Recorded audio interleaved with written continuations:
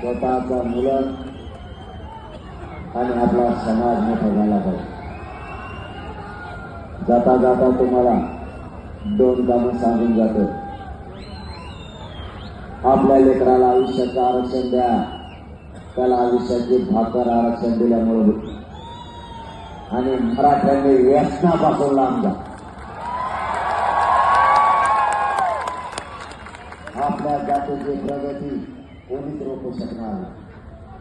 जर मराठ्यांना आरक्षण मिळालं आणि मराठ्यांनी जर व्यसन सोडलं तर जगाच्या पाठीवर मराठा नंबर 1 जात म्हणून आपल्याला लक्षात असेल.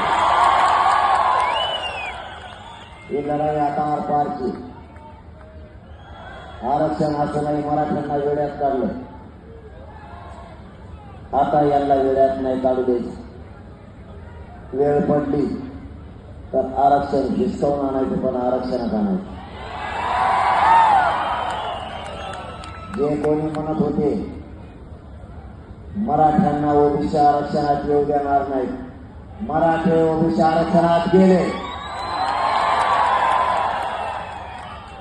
मराठ्यांच्या 54 लाख नोंदी ओबीसी आरक्षणातल्या सापडल्यात. आतापर्यंत 54 लाख. एका पत्रावर 5 जरी जणांचा फायदा झाला तरी आजच 2 ते 2.5 करोड मराठा आरक्षणात गेलाय सुद्धा. आता राहिलाय सगळे सोयऱ्यांना सुद्धा देता आलं पाहिजे. नोंद नसली तरी त्याच प्रमाणपत्र.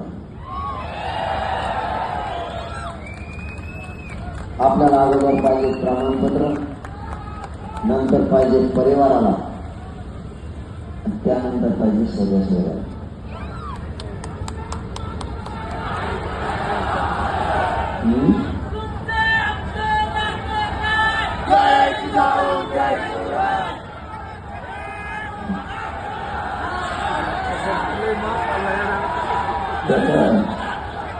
त्याचा नाव नका घेतो.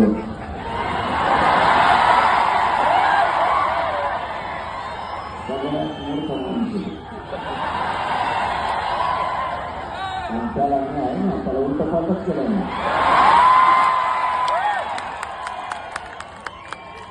त्याला लोकांची सावरनं सांगितलं होतं तो मराठा आरक्षणात पात्रा मारून ठेवल्या.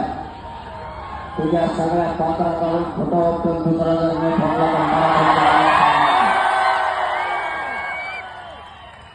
तर त्याचा फोटो वापरून दुसरा ठोकून फोडायचे पण लाखाचे गेला गुवाहाटीला लाख नोंदी आणून मराठी ओबीसी आरक्षणात घातले सुद्धा.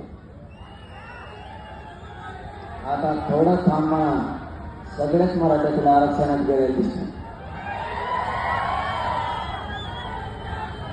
त्याच्यामुळे त्याचं नाव घ्यायची गरज नाही. मी एकटाच त्याला बेजार करतोय. तुम्ही मागा लागल्या त्याला आसामलाच राहायला लावायला. आपल्या पुढे प्रश्न विरोधकांचा नाही.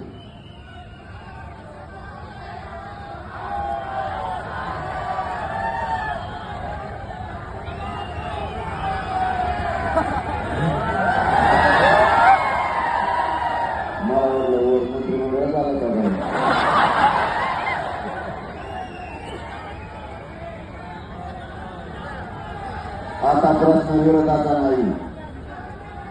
आता प्रश्न आहे काही करून मराठ्यांना, सगळ्या मराठ्यांना ओबीसी आरक्षणात घालायचं. छत्रपती शिवरायांच्या जमिनीत आलो वापरायचा आणि शक्य लढण्यापेक्षा यावेळी शिस्तीनं लढायचं. प्रत्येक वेळेस आपण ताकद नाही वापरायची. हे आंदोलन शांततेत होणारे उद्रेक जातो नाही करायचं. मुंबईत इतक्या ताकदीनं एकत्र या